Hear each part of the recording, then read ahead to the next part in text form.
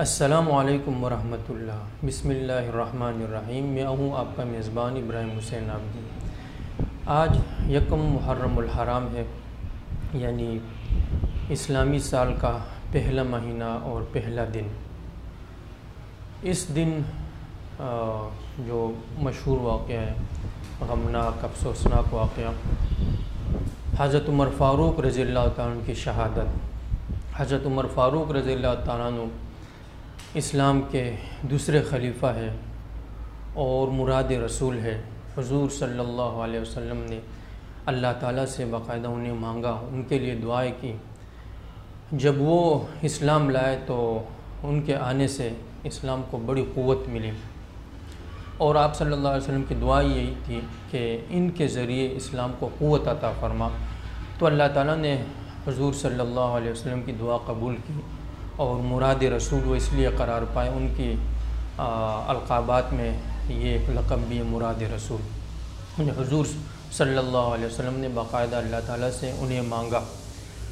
ان کے کارناموں میں بہت سے کارنامے ہیں، ان کے ذریعے اسلام کے حدود میں، اسلام میں کئی علاقے جو ہے حلقہ بگوش اسلام ہوئے اور اسلام کے زیر نگین آئے۔ ناظرین، حضرت عمر فاروق رضی اللہ تعالیٰ عنہ کی شہادت کا یہ دن ہے۔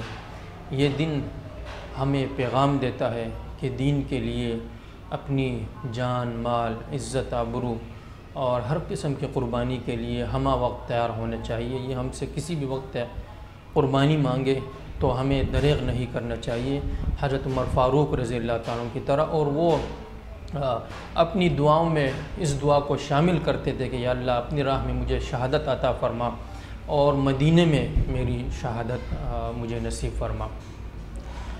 تو اس مہینے میں ایک تو حضرت عمر فاروق رضی اللہ تعالیٰ عنہ کی شہادت ہے۔ حضرت عمر فاروق رضی اللہ عنہ کے بہت سے فضائل ہیں۔ ان کی اکثر باتیں جو انہوں نے حضور صلی اللہ علیہ وسلم کو بطور مشورہ دی، تو مشورہ دیا کہ یہ چیز مثال کے طور پر شراب کو حرام ہونا چاہیے، جس کے ذریعے لوگ پی کر بہک جاتے ہیں اور اول فول بکنے لگتے ہیں، اپنے ہوش آواز کھو بیٹھتے ہیں۔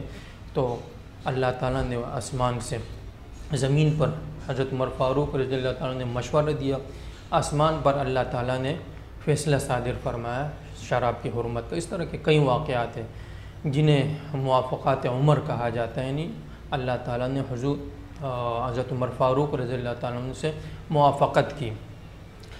اور دوسرا جسے حضرت عمر فاروق رضی اللہ تعالیٰ عنہ اپنے لیے اعزاز سمجھتے تھے، وہ تھا یا آخی۔ حضور صلی اللہ علیہ وسلم نے ایک مرتبہ انہیں کہا، عمر مجھے یا آخی، اے میرے بھائی، مجھے اپنی دعا میں یاد رکھنا۔ تو عمر فاروق رضی اللہ تعالیٰ عنہ اسے لے کر بہت خوش ہوتے تھے کہ حضور صلی اللہ علیہ وسلم نے مجھے اپنا بھائی کہا۔ حالانکہ ان کا کارنامہ تو یہ تھا، ان کے لیے جو حضور صلی اللہ علیہ وسلم کے الفاظ تھے وہ یہ ہونے چاہیے تھے، لوکان بعدی نبی لکان عمر، کہ میرے بعد اگر نبی ہوتا تو وہ عمر ہوتا۔ لیکن چونکہ اس میں تفاخر، یک گونا تفاخر آتا ہے، اس لیے شاید حضرت عمر فاروق رضی اللہ تعالیٰ عنہ اس کو اپنے لیے فخر کا اعزاز سمجھنے کے بجائے اپنے لیے یا آخی، جس میں پیار، محبت، مودت چھلکتی ہے، جھلکتی ہے، وہ الفاظ اپنے لیے فخر گردانے اور اسے اپنے لیے فخر سمجھتے تھے، اور اس یاد کو تازہ کر کے خوش ہوتے تھے۔ اسی مہینے میں پھر آگے جا کر 10 محرم الحرام کو حضرت حسین رضی اللہ تعالیٰ عنہ کی شہادت ہوئی۔ یہ بھی چونکہ انتہائی ظالمانہ طریقے سے ہوئی، انتہائی ظلم ان پر روا رکھا گیا کربلا کے میدان میں۔ تو یہ واقعہ بھی ہمیشہ اسلام کی تاریخ میں رقم ہو گیا، جس کے لیے جو ہے یہ واقعہ بھی ہمیں پیغام دیتا ہے کہ ہم اللہ کی راہ میں ڈٹ کر کھڑے ہو، اور پھر ایک جابر بادشاہ کے سامنے ہم کلمہ حق بلند کریں، اس سے کوئی دریغ نہیں کرے۔ اور انہوں نے کربلا کے میدان میں جب ان کا محاصرہ ہو چکا ہے اور سارے راستے مسدود ہیں، کھانے پینے کی اشیاء انہیں فراہم نہیں کی جا رہی، اس کے باوجود وہ نماز پڑھ رہے ہیں، نماز کی ادائیگی، اللہ تعالیٰ نے جو احکامات نازل فرمائے، حضور صلی اللہ علیہ وسلم نے جو تعلیمات دیے، اس سے انہوں نے کچھ بھی انحراف نہیں کیا، نماز پڑھ کر دکھلائی اور ہمیں سبق دیا کہ نماز جو ہے یہ ایک فرض ہے جسے کسی طور چھوڑا نہیں جا سکتا۔ اور دوسرا انہوں نے یہی بتلایا کہ ایک جابر بادشاہ کے سامنے آپ نے کلمہ حق کس طرح بلند کرنا ہے، اور آپ کو بڑی سی بڑی قربانی بھی دینی پڑی اس کے لیے دینی چاہیے، لیکن کلمہ حق جو ہے وہ نہیں چھوڑنا چاہیے۔ تو ناظرین، یہ مہینہ ہمیں یہی پیغام دیتا ہے کہ اس میں ہم جو حضرت عمر فاروق رضی اللہ تعالیٰ عنہ تعلیمات دے کر ہمیں گئے، حضرت حسین رضی اللہ تعالیٰ عنہ تعلیم کسی طور ہم نہیں چھوڑیں۔ ان تعلیمات پر ہم کھڑے ہوں گے تو مدینہ کی ریاست قائم ہوگی۔ حضرت عمر فاروق رضی اللہ تعالیٰ عنہ کس وجہ سے کامیاب ہوئے، کس وجہ سے علاقے فتح پہ فتح ہو رہے تھے، اسلام کا زمینیں اور اسلام کی سرحدیں مزید پھیل رہی تھی، وہ کیا وجوہات تھی۔ حضرت عمر فاروق رضی اللہ عنہ کے واقعات مشہور ہے کہ رات کے وقت وہ گشت کیا کرتے تھے، مظلوموں کی، یتیموں کی، بیواؤں کی خبرگیری وہ کرتے تھے۔ واقعات مشہور ہے، آپ کے سامنے ہیں، واقعہ سناؤں گا تو بات طویل ہو جائے گی۔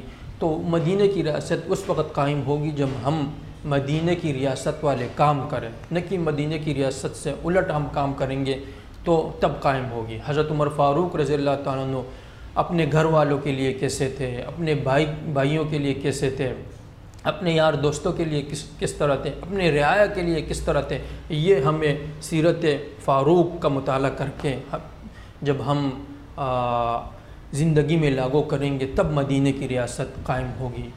صرف اور صرف گفتار کا غازی ہم بن کر اس سے قائم نہیں کر سکتے، مدینہ کی ریاست کا قیام نہیں ہو سکتا جب تک ہم کردار کا غازی بن کر اس سے اپنی حکمرانی میں، اپنی مملکت میں، اپنے ملک میں لاگو نہیں کریں گے وہی قوانین، تب تک مدینہ کی ریاست قائم نہیں ہو سکتی۔ اور دوسرا، اس مہینے میں ہمیں کیا کرنا چاہیے، کرنے کے کام کیا ہے وہ ہم کریں، شریعت ہماری کیا کہتی ہے۔ جس طرح 10 محرم الحرام کا روزہ ہے، ہمیں روزہ رکھنا چاہیے۔ حضور صلی اللہ علیہ وسلم نے اس روزے کی انتہائی فضائل بیان کیے۔ آپ صلی اللہ علیہ وسلم نے ہمیں ان فضائل کو سامنے رکھ کے 10 محرم الحرام کا روزہ رکھنا چاہیے۔ اور پھر آپ صلی اللہ علیہ وسلم نے فرمایا کہ صرف 10 محرم الحرام کا نہ ہو، چونکہ یہودی رکھتے تھے۔ آپ صلی اللہ علیہ وسلم نے یہودیوں سے پوچھا کہ بھئی آپ لوگ کیوں رکھتے ہو یہ روزہ؟ تو انہوں نے کہا کہ بھئی حضرت موسیٰ علیہ السلام کو اللہ تعالیٰ نے ہمارے پیغمبر کو نجات دی تھی، تو اس لیے ہم اس خوشی میں روزہ رکھتے ہیں۔ تو آپ صلی اللہ علیہ وسلم نے فرمایا وہ تو تم سے بڑھ کر میرے بھائی تھے، اس لیے میں روزہ رکھوں گا، لیکن یہودیوں کی مخالفت کرتے ہوئے اس کے ساتھ 9 محرم کا یا 11 محرم کا یعنی 10 محرم الحرام کو روزہ رکھوں گا، لیکن اس کے ساتھ یہودیوں کی مخالفت کرتے ہوئے 9 کو بھی یا 11 کو، اگر 9 کو نہ رکھ سکا تو 11 محرم الحرام کا بھی روزہ رکھوں گا۔ تو اس سے ہمیں یہ بھی سبق ملا کہ یہودیوں کی، کفار کی مخالفت کرنی چاہیے، نہ کہ ان کی اندھا دھند پیروی۔ جس غلط سمت وہ جا رہے ہیں ہم بھی اسی غلط سمت جانے لگ جاتے، تو یہ نہ ہو، بلکہ حضور صلی اللہ علیہ وسلم نے اپنی تعلیمات سے ہمیں بتلا دیا کہ یہودیوں کی مخالفت، کفار کی مخالفت کرنی چاہیے۔ یہ کہ اللہ تعالیٰ قرآن مجید میں فرماتے ہیں وَزَيَّنَ لَهُمُ الشَّيْطَانُ أَعْمَالَهُمْ فَصَدَّهُمْ عَنِ السَّبِيلِ فَهُمْ لَا يَهْتَدُونَ، کہ شیطان جو ہے ان کے اعمال، ان کے غلط اعمال ان کے لیے مزین کر کے دکھلاتا ہے تاکہ انہیں راہ راست سے بھٹکا دے، اور وہ لوگ جو ہے پھر ہدایت یافتہ نہیں ہوتے۔ تو ہم جس تہوار پہ بھی دیکھ لیں، چاہے وہ اسلامی تہواریں ہو یا جو ہے رسم و رواج کی تہواریں ہو، تو اس میں شیطان یہی کرتا ہے، غلط طریقے سے ہمارے غلط اعمال ہمارے سامنے مزین کر کے دکھلاتا ہے کہ یہی اسلام ہے یا یہی اسی میں ہماری کامیابی ہے، حالانکہ فہم لا یہتدون، ہم ہدایت پر پھر نہیں ہوتے، وہ غلط راہ چل رہے ہوتے ہیں۔ تو اس محرم الحرام کے مہینے میں بھی آپ کے سامنے ہے، آپ سب حضرات کے سامنے، کہ کیا کچھ ہوتا ہے۔ اپنے آپ کو مارا پیٹا جاتا ہے، اپنے آپ کو لہو لہان کیا جاتا ہے، حالانکہ یہ ہماری شریعت نہیں ہے، ہمارا اسلام ہمیں یہ نہیں سکھلاتا، بلکہ اس سے منع فرماتا ہے۔ میں کسی پر رد نہیں کر رہا، کسی کی جو ہے اس کو نفرت نہیں دلا رہا، بلکہ حضور صلی اللہ علیہ وسلم کی تعلیمات، فرامین آپ حضرات کے سامنے رکھ رہا ہوں۔ آپ صلی اللہ علیہ وسلم نے فرمایا لیس منا من ضرب الخدود وشق الجیوب ودعا بدعوى الجاہلیہ، کہ ہم میں سے نہیں ہے جو اپنے جو ہے گال پیٹے، گریبان پھاڑے اور جاہلیت والے کلمات ادا کرے اس طرح کے مواقع پر، تو یہ ہمارے شریعت ہمیں اس سے منع کرتا ہے۔ غم تو ہوتا ہے کسی کی وفات پر، کسی کے جانے پر، وہ ایک فطری چیز ہے، لیکن غم میں آ کر کفریہ کلمات، برے کلمات کہنا، اپنے آپ کو، اپنے کپڑے پھاڑنا، اپنے آپ کو زخمی کرنا، اس کی ہماری شریعت کسی بھی طور اجازت نہیں دیتا۔ ہماری شریعت نے ہمیں جو سکھلائے ہیں وہی دین ہے۔ الیوم اکملت لکم دینکم واتممت علیکم نعمتی ورضیت لکم الاسلام دینا۔ آپ صلی اللہ علیہ وسلم نے دنیا سے رخصت ہوتے ہوتے ہمیں یہ بتلا دیا کہ دین مکمل ہو چکا، اس میں مزید زیادتی کرنا یہ جو ہے نا یا کفر ہوگا یا بدعات میں شمار ہوگا، وہ دین نہیں ہو سکتا۔ اس لیے ناظرین، نہیں ہم خود اس طرح کے کاموں میں شریک ہو جو شیطان ہمارے لیے مزین کر کے دکھلاتا ہے اور ہمیں راہ راست سے بھٹکاتا ہے۔ ہم ان کاموں کو کریں جس کے حضور صلی اللہ علیہ وسلم نے ہمیں کرنے کا حکم دیا اور صحابہ نے کیا ہے، جس طرح حضرت عمر فاروق رضی اللہ تعالیٰ نے کیا ہے۔ یہی محرم الحرام کا مہینہ ہمیں یہ تعلیمات دیتا ہے کہ جو صحابہ نے کیا، جو عمر فاروق رضی اللہ تعالیٰ نے کیا، جو حسین رضی اللہ تعالیٰ نے کیا، وہی ہمیں کرنا چاہیے۔ اس سے اگر ہم سر منہ انحراف کریں گے، روگردانی کریں گے، صرف نظر کریں گے تو ہم راہ راست سے بھٹک جائیں گے۔ آج کی محفل میں اتنا ہی، اگلی ملاقات تک کے لیے اجازت دیجیے گا۔ اللہ حافظ۔